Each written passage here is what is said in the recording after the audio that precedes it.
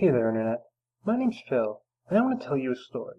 The story of Kingdom Hearts. Kingdom Hearts is one of my favorite game series, but for a lot of people, it's kind of impenetrable. The story spans 6 games so far, and it has a habit of throwing characters and concepts at you. It can be really hard to keep up and put everything together, and because of that, a lot of people give up and miss out on what I think is a really great story.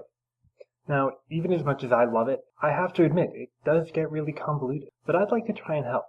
I'm going to tell you the story of Kingdom Hearts, chronologically, from the beginning to where we are now, in as clear and concise a way as I can.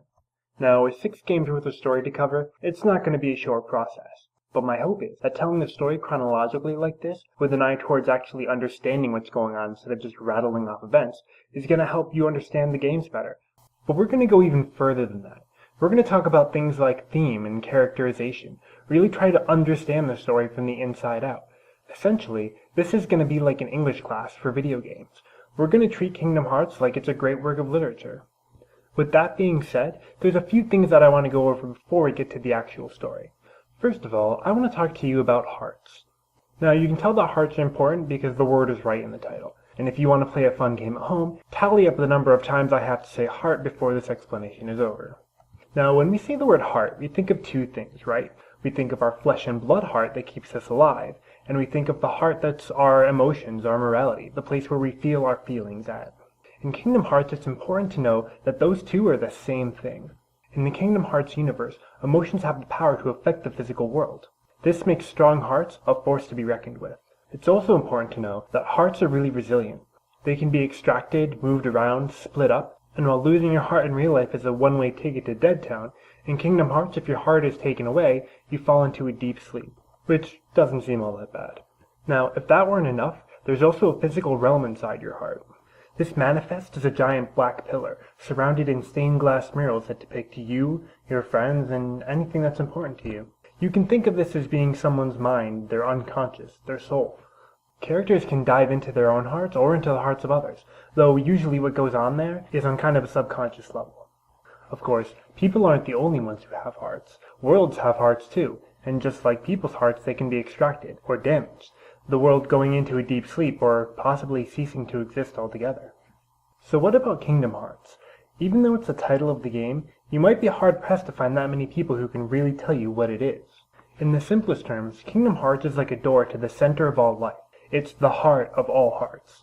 P.S. If you're playing the heart counting game at home, you can give yourself double points for that. That was a ridiculous sentence. But the biggest source of confusion with Kingdom Hearts is in thinking of it as one singular thing. While there was one original Kingdom Hearts, it's not actually the one we're dealing with for most of the games, because you can create a Kingdom Hearts anytime you can gather up enough hearts and enough power. So it's easier not to think of Kingdom Hearts as one thing, but rather a kind of thing. I promise it's going to make a lot more sense in context. Now, even within the world of the games, most people don't know that much about Kingdom Hearts. It's more of a legend than something people really have knowledge of. However, series antagonist Xehanort happens to know a lot about it, and he has some writings on the topic that I think might help us out a little bit here. In one of his journal entries, he writes, "Kingdom Hearts could be described as an aggregate of hearts. Worlds too have hearts just like people. Each world's heart is concealed from sight, beyond a hidden door. By gathering all the hearts of all the worlds in a single place, one may complete Kingdom Hearts. And when Kingdom Hearts is complete, it is said the one who opens its door will bring about the creation of the next world. Such a feat is above any human, or, to put it a different way, whoever opens that door will be reborn as something far greater than human." So this is why people want Kingdom Hearts.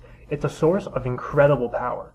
As for how to make Kingdom Hearts, and how to open it, one of the major recurring plots of the story is people trying different ways to actually get this done, because no one's ever actually succeeded before.